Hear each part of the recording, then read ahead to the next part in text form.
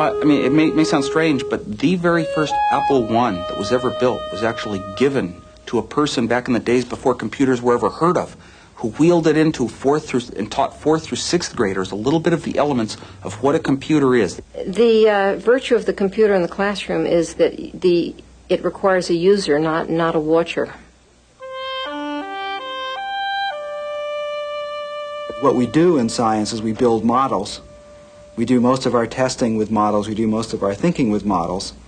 And then later on, if we're honest, we try and relate these models back to the outside world. And these models are our voodoo dolls. They used to be built in mathematics. Now they're being built in increasing form on the computer. So simulation is what the computer is all about. And all the different ways you can simulate things are what the computer's destiny is. The biggest problem teachers have is motivating students to want to learn.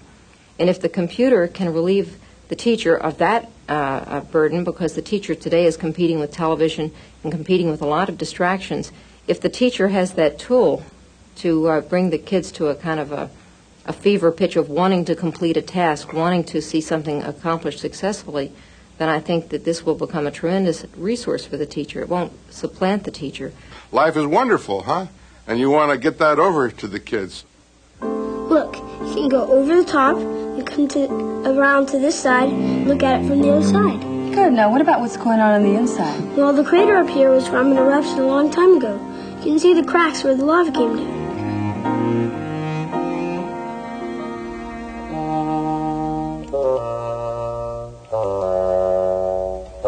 Here's the top of the volcano. The crater was caused by an eruption a long time ago. Show us where the magma is. The part is the magma underneath the Earth's crust. Heat from the magma creates pressure against the surface of the Earth. When volcanoes erupt, the magma comes out through the cracks in the Earth's crust, and the cracks are called fissures. I knew that. What's it really look like? This is what a volcanic eruption looks like in real life.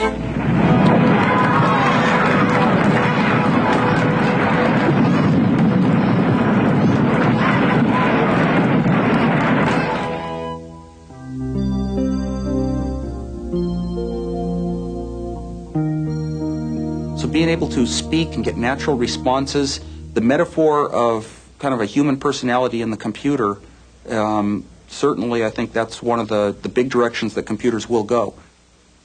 The computer having very personal characteristics, speaking in a natural human voice. Elements moving on the screen as the computer describes what's happening. Still giving the advantage of a computer, which is it's interactive. The student can back up, ask a question about something, collaborate with a friend, and it doesn't run by continuously like television does. I'm not sure to what extent computers are being used now for adult literacy, but I feel persuaded that it's a much more effective tool than the school situation for most adults, because the computer's not threatening. An adult, if you have a good program, an adult can sit down with the computer and make mistakes and not be reprimanded and not feel humiliated. Even though the teachers may not want to humiliate the student, a lot of times someone who's 30 or 40 years old is so ashamed of not being able to read that the interaction with other people may be quite intimidating, whereas the computer is not. After filling the engine with oil, the coil wire should be grounded and the engine cranked by the starter motor until the oil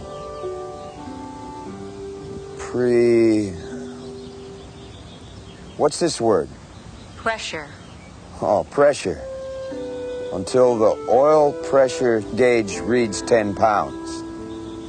Would you like to go on to lesson 6? No, I want to read this.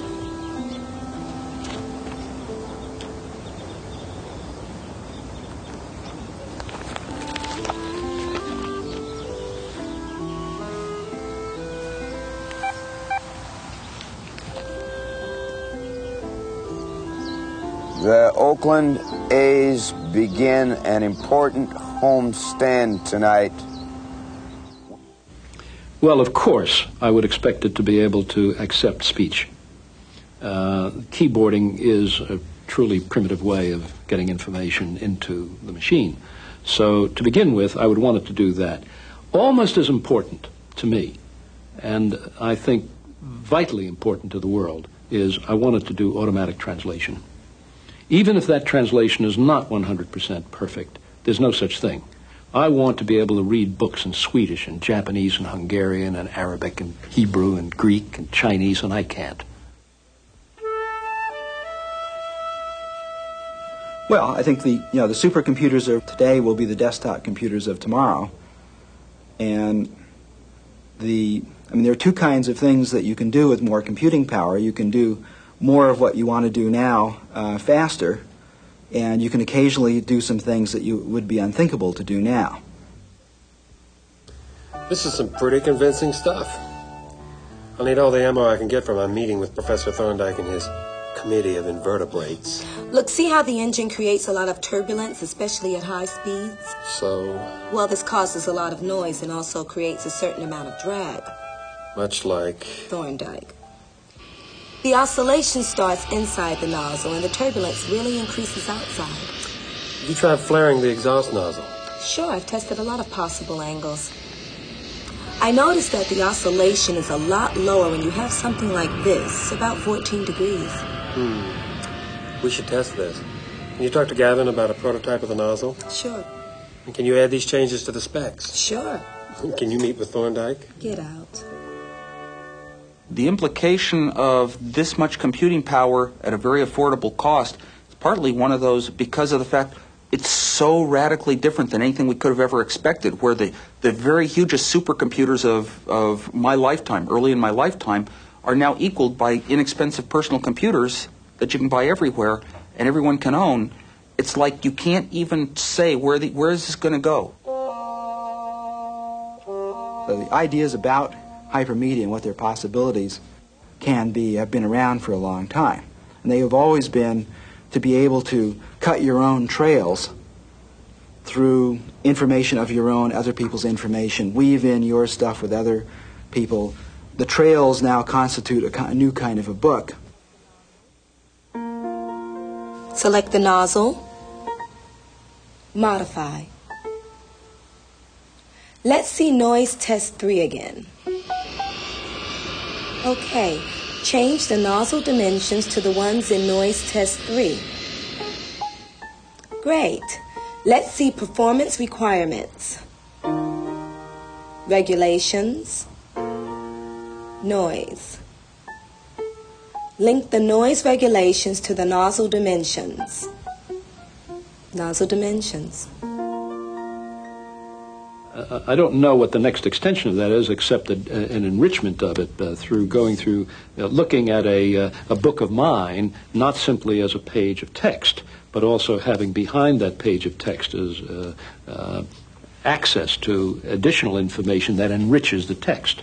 Supplement it with documents, original source material, writings of the period, and begin to get what every historian would love to achieve, which is a real sense of the time. So if we had a machine that we could play games with and take each subject to its farthest point, you could say to the machine, how come I love dinosaurs so much?